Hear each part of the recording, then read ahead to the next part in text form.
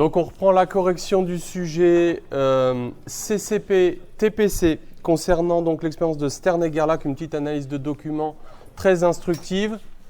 Donc on s'était arrêté à la question 11, 12. 11 ou 12 12. Donc on avait appliqué le théorème du moment cinétique à un moment magnétique. Donc dl sur dt, la dérivée du moment cinétique par rapport au temps, c'était gamma, le moment magnétique exercé par le champ magnétique. Donc on nous rappelait dans l'énoncé l'expression du moment exercé par un champ magnétique sur un moment magnétique, ça fait beaucoup de moments tout ça. Et donc on en était à démontrer l'expression de la précession de l'armor, donc à l'aide du rapport gyromagnétique. Donc L c'est M sur gamma, donc ça fait moins B vectoriel M, on l'avait exprimé comme ça pour montrer que le moment magnétique va avoir un mouvement de précession, c'est-à-dire que son extrémité va décrire un cône avec cette vitesse angulaire qu'on appelle la vitesse angulaire de l'armor. Mais je crois que j'avais un peu télescopé quelques questions. Donc tout ça c'est comme une toupie, voilà l'idée. C'est comme le moment cinétique d'une toupie qui va tourner autour d'un axe Z en formant toujours le même angle θ avec la verticale et donc en se projetant toujours de la même manière avec un moment magnétique mz. Donc, il fallait démontrer que la projection du moment magnétique restait constante sur l'axe des Z, donc ce qui est le signe donc, que cette extrémité va décrire un cercle et que le vecteur va décrire un cône. Donc on va multiplier scalairement des deux côtés par le vecteur UZ, qui est un vecteur fixe. Et comme bien évidemment le champ magnétique B est vertical, il est collinaire à UZ, ça veut dire que d'après les propriétés des produits vectoriels, ce moment vectoriel, il est à la fois perpendiculaire à M et aussi perpendiculaire à B, c'est ça qui nous intéresse. Donc ce produit mixte est nul. Et donc, comme c'est un vecteur fixe, on peut le rentrer à l'intérieur de la dérivation, ce qui fait qu'on a M scalaire UZ, la dérivée donc qui est nulle. Et donc, voilà, il faut le démontrer proprement. Donc voilà, cette projection algébrique sur l'axe des Z du moment magnétique est nulle. Donc ça, c'était la question 12, que j'avais un peu télescopée. Et également, donc, montrer le fait que donc, la norme du moment magnétique reste constante, donc le carré scalaire. Donc là, cette fois-ci, au lieu de multiplier scalairement par UZ, on va multiplier cette équation scalairement par M pour faire apparaître la dérivée par rapport au temps du carré scalaire. Donc ça va nous donner 1 sur gamma M dm sur dt. Ça, c'est la dérivée de, un peu comme quand on prend le théorème, le PFD, et qu'on veut faire apparaître l'énergie cinétique. Vous savez, on a M dv sur dt, on multiplie par V pour aboutir au théorème de l'énergie cinétique, les puissances des forces. Ça n'a rien à voir, bien sûr, mais la technique mathématique est la même. Donc ça va faire moins donc B vectoriel M. Donc là, cette fois-ci, on se sert du fait que ce produit vectoriel est perpendiculaire à M et que donc ça fait aussi 0. C'est bien un scalaire, c'est un produit scalaire. Alors attention là, quand c'est des vecteurs des flèches, quand ce n'est pas des vecteurs pas de flèches, on ne raconte pas n'importe quoi, on fait gaffe. Et donc ça fait d sur dt de M, la norme au carré, le carré scalaire, égale 0. Donc ça prouve bien que, effectivement, comme la projection est constante, et puis on avait vu avec l'analogie, avec la rotation, l'expression intrinsèque de la vitesse d'un mouvement circulaire uniforme. D'ailleurs, on va devoir le refaire parce que c'est la question 13 et qu'il faut répondre aux questions dans l'ordre. Voilà, donc la norme de M se conserve. Alors je refais très très rapidement la question 13 pour montrer donc la précession dite de l'armor avec l'expression de la pulsation dite de l'armor. Donc on aura dm sur dt est égal à oméga L vectoriel M avec oméga L qui vaut donc moins gamma fois B, comme on l'a déjà écrit. Et donc ça, c'est confère l'expression intrinsèque de la vitesse d'un mouvement circulaire uniforme, hein, qui s'écrit comme ça, on l'a déjà montré. Et donc, effectivement, l'extrémité de m donc, décrit un cercle à la vitesse angulaire oméga L, dite pulsation de l'Armor. Question 14. Évaluer la période de rotation de m autour de B ainsi que le trajet tau dans l'entrefer à l'aide de la question Q1 et des données. Donc TL, c'était 2pi sur oméga L. Donc on avait tout pour le faire, hein. Donc je le prends en valeur absolue, bien entendu, hein. Donc 2pi sur gamma B, gamma le rapport gyromagnétique, on avait démontré son expression. C'était petit e sur 2m, la masse de l'électron en valeur absolue. Et puis donc le temps tau dans l'entrefer, on va donner l'expression numérique tout de suite.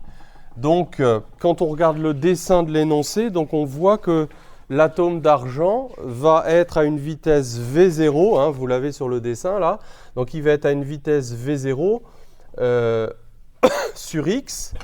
On va le démontrer tout à l'heure puisqu'on va établir les équations horaires, et que la longueur de l'électroaimant dans le texte, c'était petit l est égal à 3,5 cm. Donc le temps qu'il va rester dans l'électroaimant, c'est environ L sur V0. Hein, 3,5 cm, on avait 540 à peu près mètres par seconde.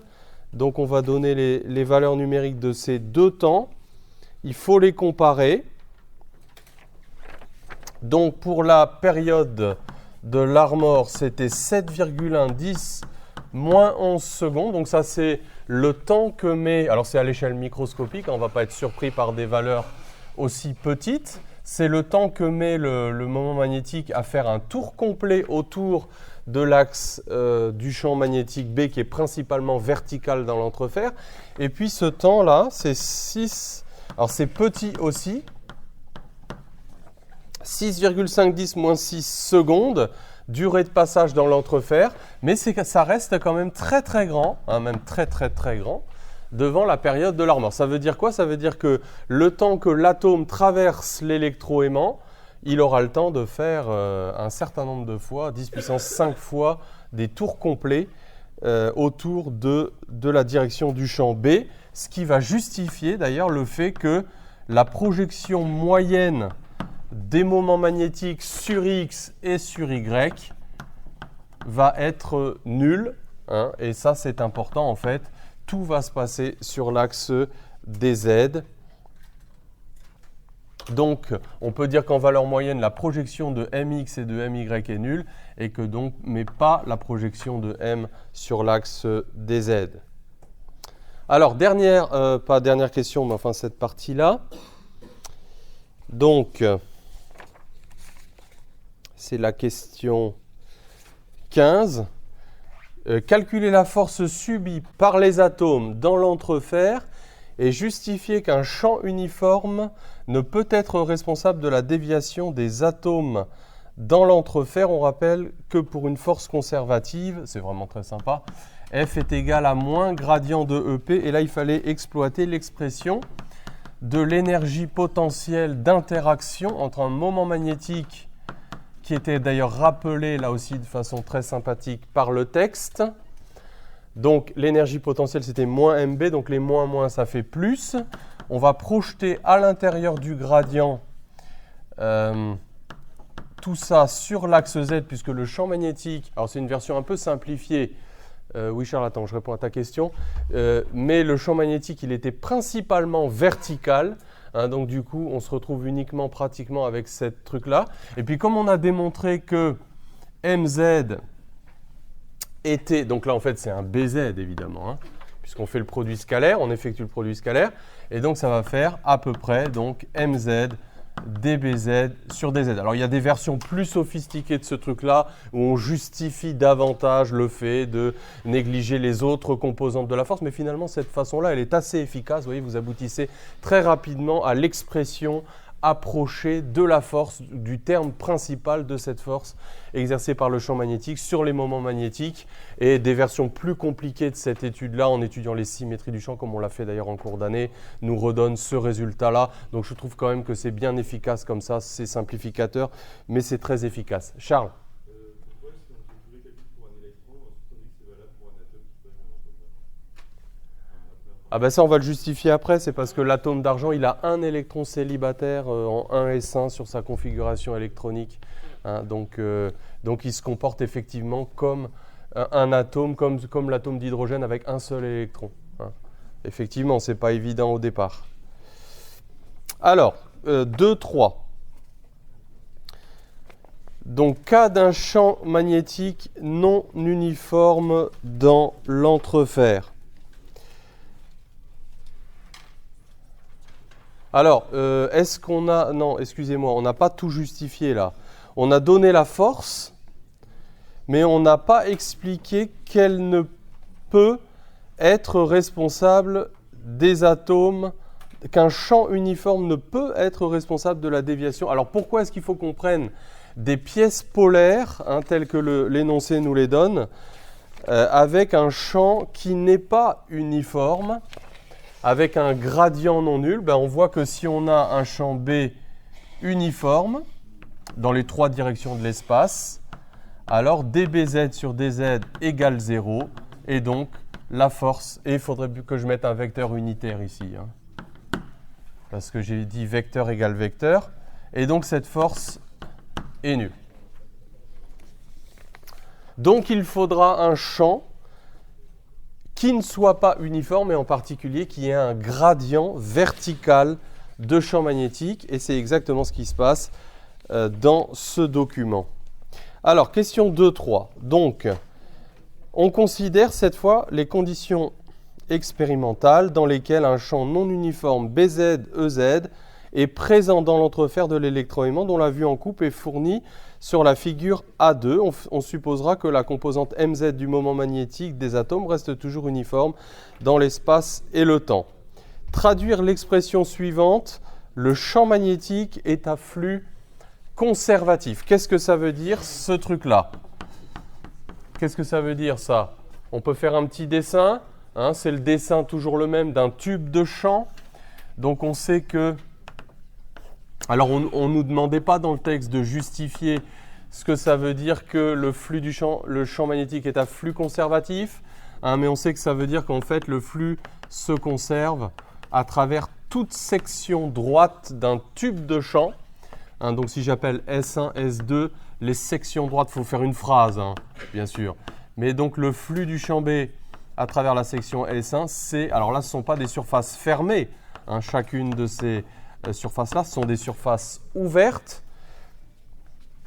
Le flux du champ magnétique se conserve et on peut en déduire la conséquence immédiate. C'est quoi? C'est comme la conservation d'un débit volumique ou d'un débit massique en mécanique des fluides, hein, en régime...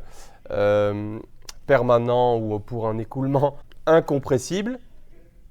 Donc les flux se conservent et ça veut dire que là où la section est la plus grande, le champ est le plus faible, et là où la section est la plus faible, le champ magnétique est le plus intense, évidemment. Vous pouvez dire tout ça et vous pouvez dire aussi que c'est la conséquence de l'équation de Maxwell-flux. Hein. Donc ça, c'est équivalent à dire que le flux du champ magnétique sur une surface fermée est égal à 0. Donc si on vous demandait la démonstration, il faut prendre une surface fermée constituée de ce tube de champ sur lequel le flux sera nul et de ces deux couvercles orientés vers l'extérieur. Je ne refais pas la démo, hein, mais tout ça, c'est du cours. Ça va pour tout le monde? Donc le champ magnétique est à flux conservatif. Il faut dire le flux du champ se conserve à travers toute section d'un tube de champ et vous pouvez rappeler tout ça. Question Q17, c'est très bien guidé. Hein. Donc en analysant l'allure des lignes de champ dans l'entrefer, le champ est-il plus intense au niveau du pôle nord ou du pôle sud? Alors, si on regarde le dessin, donc vous l'avez le dessin en coupe. Bon, ça ne mange pas de pain que de refaire un petit dessin comme ça. Donc on voit que les lignes de champ forcément sont orientées du nord vers le sud. Et en vertu de ce qu'on a raconté, là où les tubes de champ sont les plus étroits, le champ est plus intense. Donc on voit qu'au voisinage du pôle nord, le champ est plus intense qu'au voisinage du pôle sud où les lignes de champ s'écartent. Alors pour former un tube de champ, il faudrait prendre une dimension supplémentaire ici selon cet axe qui doit être l'axe X pour fermer le tube de champ, parce que là c'est qu'une coupe. Mais voilà, il suffit de dire ça. Les lignes de champ sont plus resserrées ici, plus élargies ici. Donc le champ est plus intense ici. Et comme l'axe Z est orienté vers le haut, vous avez dBz sur dz qui va être négatif. Voilà, c'est tout.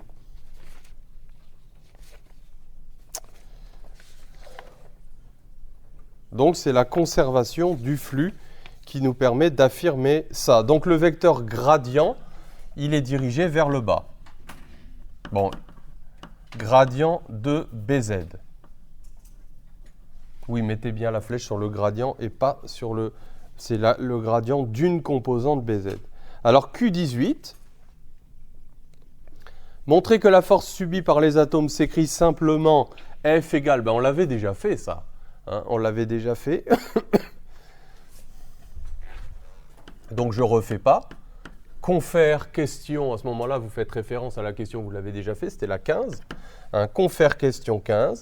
Donc on rappelle qu'on a ce résultat-là. Alors très souvent dans cet énoncé, en fait, on vous dit des choses, c'est plus pour vous les rappeler que pour vous les faire vraiment démontrer. Vous voyez, c'est vraiment tellement, vous êtes vraiment guidé par la main. On peut imaginer un sujet qui s'inspire exactement du même contenu, mais avec beaucoup moins de questions. Alors c'est pour ça que j'aime bien cet énoncé-là, parce qu'il est très détaillé, donc on voit chaque étape, mais vous voyez, vous pouvez rendre le même énoncé beaucoup plus difficile, simplement vous supprimez des questions. Donc, mais sur le fond, il est très bien fait, il est très bien rédigé, c'est un très beau sujet. Alors, évidemment, on peut évaluer la norme de cette force en disant que Mz est de l'ordre du magnéton de bord. C'est à ça que ça sert le magnéton de bord. C'est pour évaluer un moment magnétique microscopique typique. Ça peut être un moment orbital, ça peut être un moment de spin. Et dans le texte, on vous donnait aussi le gradient vertical de champ magnétique. Il était dans les données numériques.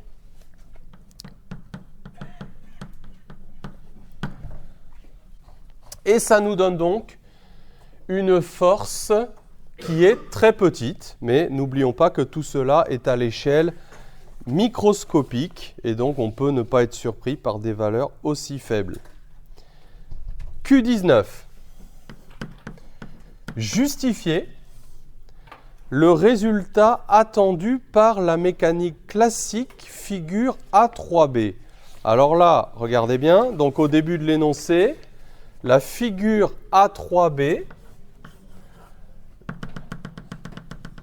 qu'est-ce que ça nous disait? La figure A3b, c'est ce qu'attendait probablement Stern et Gerlach en faisant cette expérience. Ils s'attendaient en fait à trouver des impacts d'atomes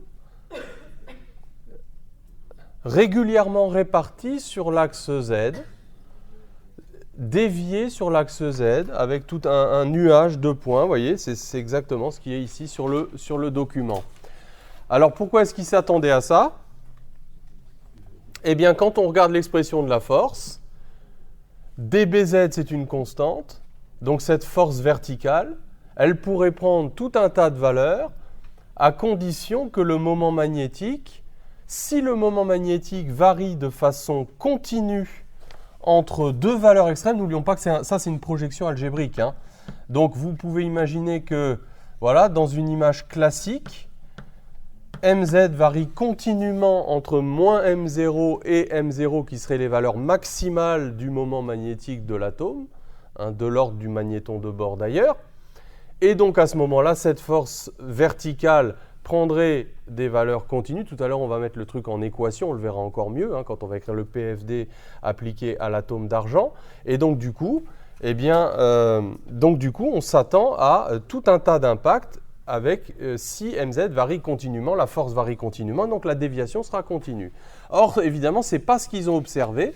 Hein. C'est les deux tâches de quantification qui ont mené à l'idée de la quantification du moment magnétique. Sauf que eux, ils pensaient sûrement que c'était un peu un moment orbital, hein, dû à un mouvement de rotation des électrons de l'atome d'argent autour du noyau, alors qu'en fait c'était un moment de spin, mais bon, voilà, c'est quand même un moment magnétique microscopique aussi. Alors, donc voilà la justification, hein, si mz varie continuellement, alors eh bien, on aura des impacts qui varient de façon continue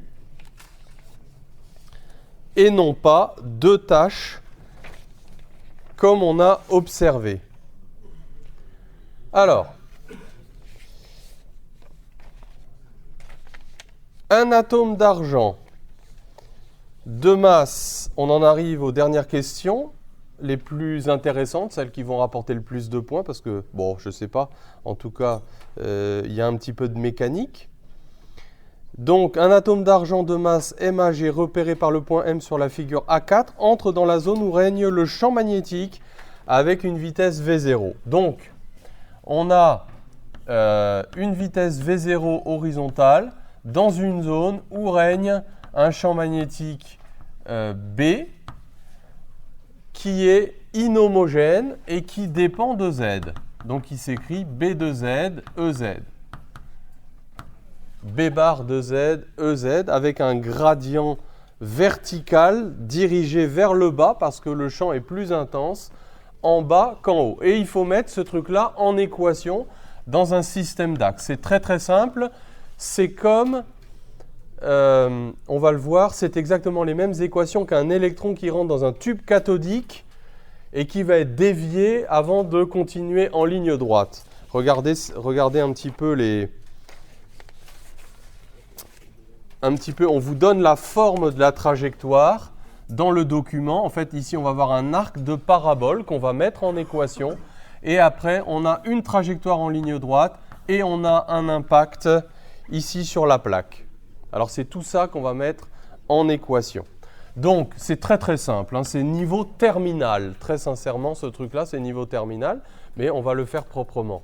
Donc, alors, vous avez l'axe des X qui est comme ça. Vous avez l'axe des Z qui est comme ça. Donc, Y est vers le fond. Tout va être dans un plan. Alors, tant qu'on est dans l'entrefer de l'électroaimant, on a un champ magnétique B. Le poids va être négligé. Et ici, on va avoir un mouvement rectiligne uniforme puisqu'on n'a plus de champ magnétique B. Donc, on va simplement mettre en équation tout ça. C'était très, très guidé, hein.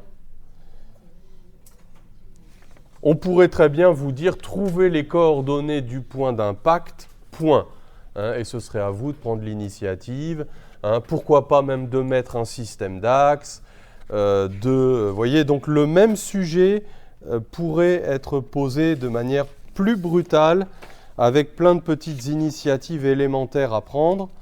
Donc voilà, là c'est très très détaillé, très guidé, tant mieux. Donc question 20. Déterminer les équations horaires x de t, z de t. Montrer que l'équation de la trajectoire donc se met z de x, l'équation d'une parabole. Donc on applique le principe fondamental de la dynamique, il faut l'écrire en toutes lettres, à l'atome d'argent. Donc dans le référentiel du sol, supposé galiléen, et on néglige le poids. Donc cela va s'écrire, on l'écrit d'abord toujours vectoriellement, hein. La masse fois l'accélération est égale à la somme des forces. Alors évidemment, cet atome n'est pas chargé, hein. Donc il n'y a pas de force de Lorentz, QV vectoriel B, parce qu'il est neutre l'atome. Mais on a vu qu'il allait subir cette force F, qui est une force verticale et qui est liée à l'inhomogénéité du champ, un MZ dBz sur DZ vecteur UZ. Donc c'est pour ça que je disais que c'est comme un électron qui rentre entre deux plaques, j'allais dire d'un condensateur, l'équivalent du condensateur dans un tube cathodique. Hein, quand vous appliquez une tension dans un oscilloscope analogique, hein, vous appliquez cette tension et donc vous créez un champ électrique entre les deux plaques et vous avez la force QE, c'est exactement une force du même type. Elle va être uniforme cette force, hein. On va voir parce que le moment magnétique, la projection est constante, dBz est une constante, donc en fait cette force elle est uniforme, hein, dans l'entrefer. Alors on projette ça sur le système d'axe, donc on aura M dVx sur d. Oh, on pourrait l'intégrer vectoriellement tout de suite, tiens, ce serait plus élégant et plus rapide. Alors ça va nous donner M dV sur dt, donc est égal à mz dBz sur dz uz. On a vu que mz était, pour un atome donné, mz était constant. Donc ça va nous donner V de t est égal à V0, la constante d'intégration, plus, alors ça c'est la masse de l'atome d'argent, ce n'est pas la masse d'un électron, hein, c'est la masse de l'atome. Donc le moment magnétique divisé par la masse de l'atome, le système c'est bien l'atome, hein, ce n'est pas l'électron. Donc ça c'est une constante. Alors attention, hein, quand on intègre, je voudrais rappeler un petit truc là, un truc tout bête, mais quand on intègre une fonction, la question à se poser c'est est-ce que quand j'intègre, le truc est constant par rapport à la variable d'intégration? Parce que j'ai vu dans le dernier DS qu'il y a des gens qui ne se posent pas ce genre de questions, hein. Rho dépend de x et de t, j'intègre div de e égale rho sur epsilon 0, hein, hop, je multiplie par x, je ne me pose pas la question de savoir si rho dépend de x, hein. C'est grave ça. C'est parce que ce truc-là est indépendant du temps que je peux multiplier par le temps. Voilà, et bien on peut maintenant intégrer, alors ça c'est sur x, ça c'est sur z, hein, donc maintenant on pourrait encore le faire vectoriellement. Hein, bon, c'est pas obligé de faire comme ça. Donc ça fait V0t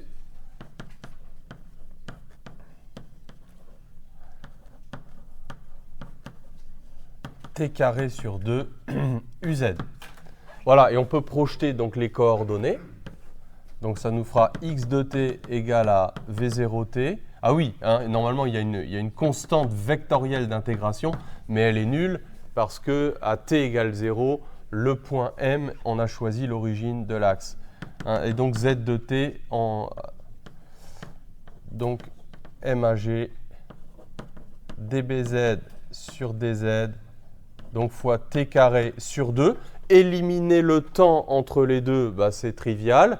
Hein, vous dites que t c'est x sur V0, et donc vous aurez bien l'équation de la parabole z de x. Elle était donnée dans le texte, l'équation de la parabole?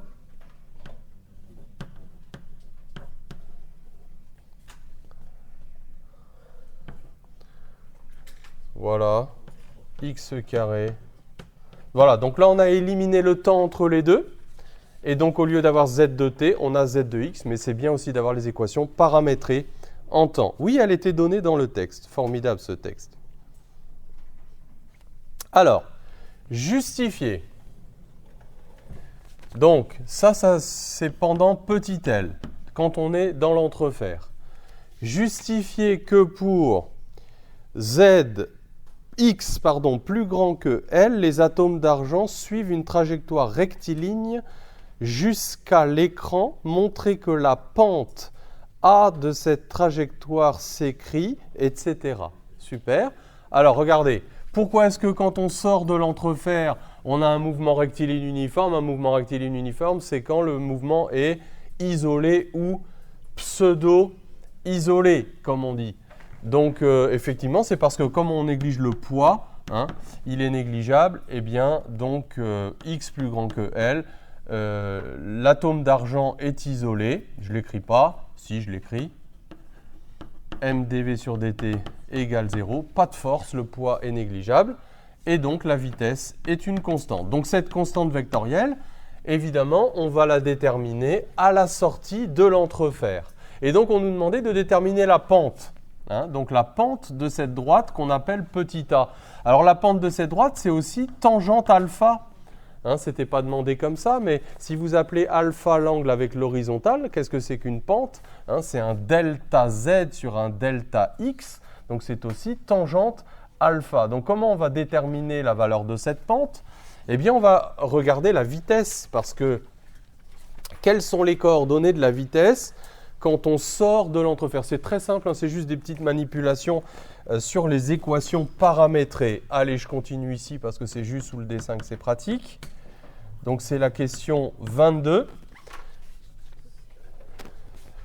Donc à la sortie de l'entrefer, alors quel est le temps? Quel est le temps à la sortie de l'entrefer? Le temps, c'est L sur V0. Je le vois ici, parce que sur X, j'ai un mouvement rectiligne uniforme. Donc, qu'est-ce qu'il suffit que je fasse? Ben là, j'ai les coordonnées de la vitesse. Là, regardez, hein, la vitesse, quelles étaient ses coordonnées sur X? Vx, c'était V0, quel que soit T. Et puis sur Z, Vz, c'était Mz sur MAG, dBz sur dz, fois T. Alors le temps, je vais tout de suite le remplacer par L sur V0. Donc là, moi, je me mets V en X égale L, hein, c'est-à-dire à la sortie. Et donc, la pente, qu'est-ce que ça va être que la pente? Ben, vous le voyez, la pente, c'est des petits calculs tout simples. Vz sur Vx. En plus, le résultat a été donné dans l'énoncé.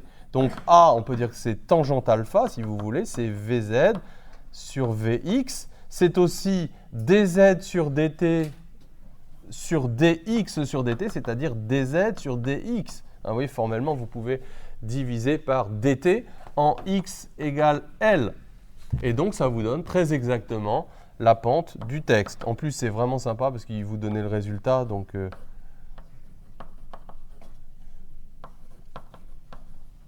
alors attention, quand on vous donne le résultat, ce n'est pas pour autant qu'il faut y arriver par n'importe quel moyen.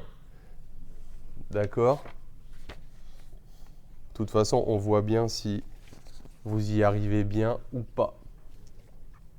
Alors voilà la pente. Donc c'est pour trouver l'équation de la droite. En déduire la déflexion Z sur l'écran. C'est quoi la déflexion Z? La déflexion Z, c'est la coordonnée du point d'impact ici. Alors, qu'est-ce qu'il faut écrire? Petite équation de droite. Comment on va écrire cette équation de droite? Alors, comment trouver l'équation de la droite? C'était la question 22. Donc, on aura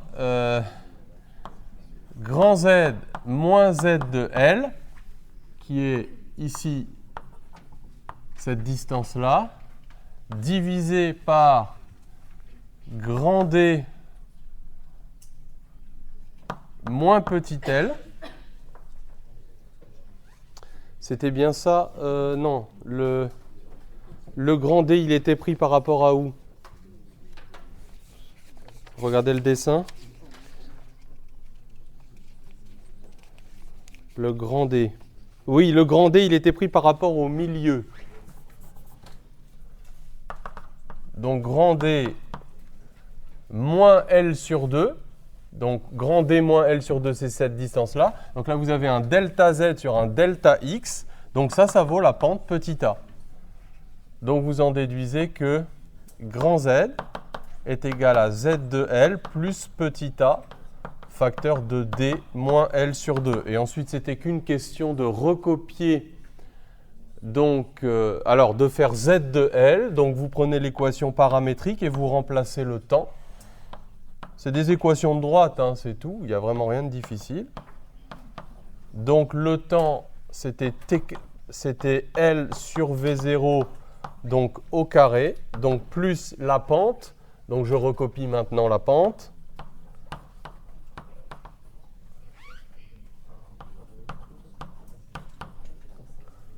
C'est pour ça qu'il vaut mieux au départ travailler avec des notations condensées. Alors, regardez, on s'aperçoit qu'en fait, ce terme-là va se simplifier avec ce terme-là et il va rester que le terme du milieu ici. Et donc, effectivement, on trouve ce que dit le texte. Ah, il y a peut-être encore une toute petite... On nous fait apparaître la température. Là, on se demande peut-être ce qu'elle vient faire là. Mais c'est parce qu'en fait, il y a la vitesse. Hein, c'est la vitesse quadratique moyenne. Donc, dans le texte, on avait la définition de la vitesse quadratique moyenne. On avait l'énergie cinétique moyenne. Hein, c'était 3,5 de kBT. Donc vous voyez que vous pouvez remplacer m, la masse de l'atome, fois V0 carré, par 3 kb T pour trouver l'expression de l'énoncé.